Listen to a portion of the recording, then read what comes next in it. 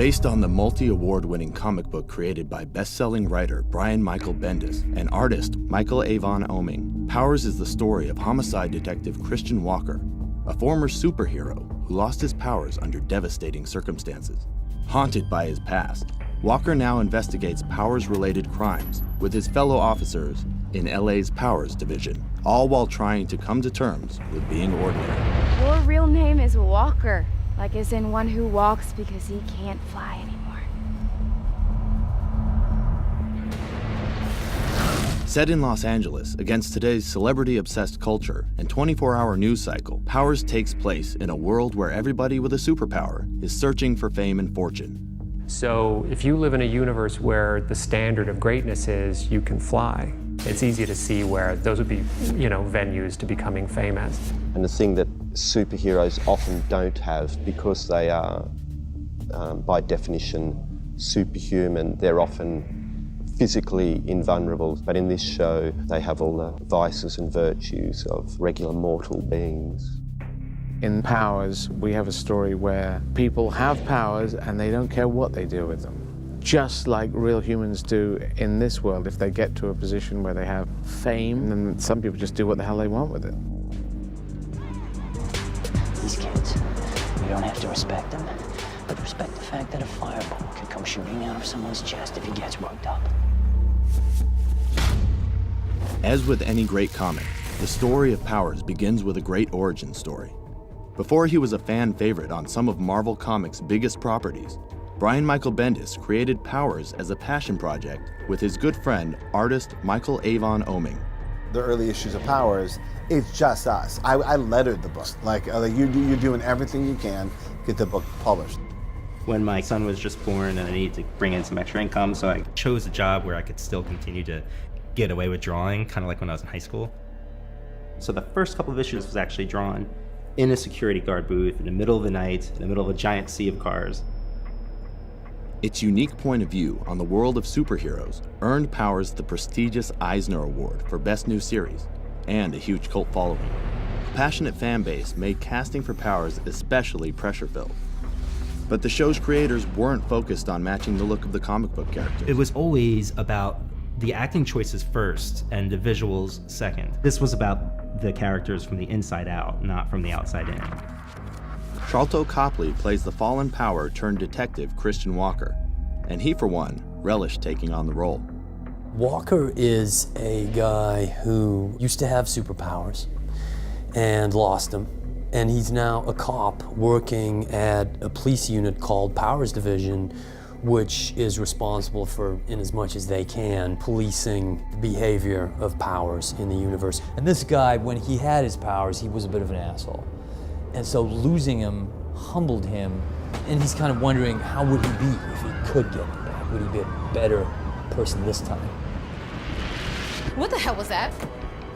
Unlock the car. What did he mean? Powers! Okay? He has my powers! Walker is accompanied by his hard-hitting partner, Dina Pilgrim, played by Susan Hayward.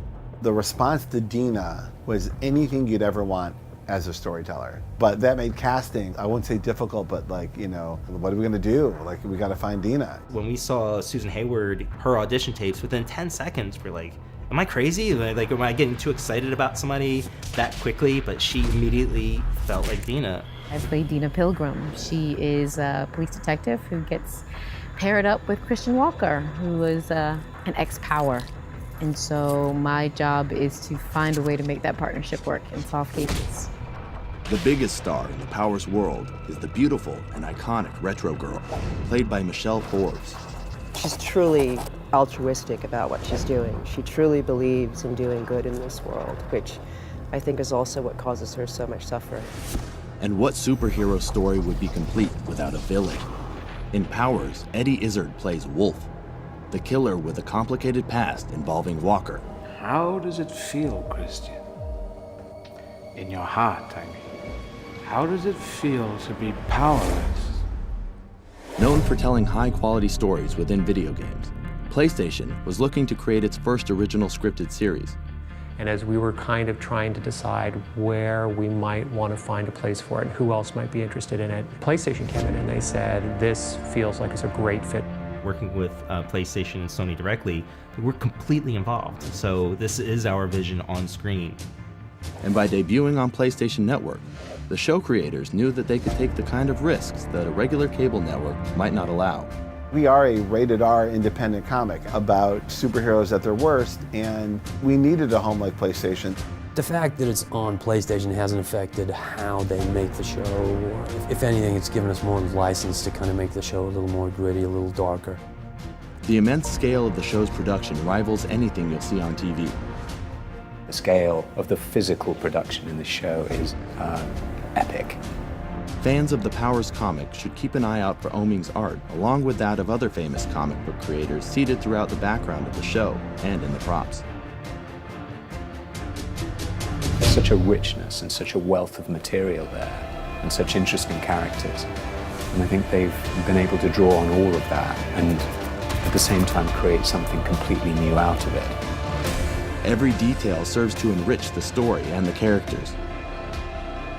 In this world, not everyone has power, or even wants it, but everyone is affected by it. When I originally pitched the show, I told people exactly where this thing was going, so I can close my eyes, I can see very clearly, you know, who's left standing. Fair warning, everybody, I'm not a happy ending guy.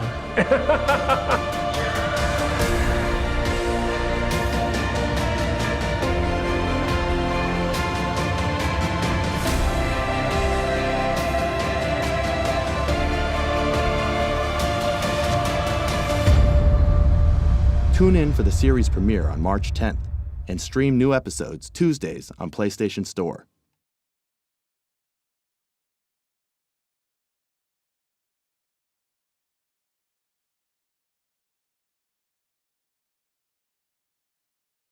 PlayStation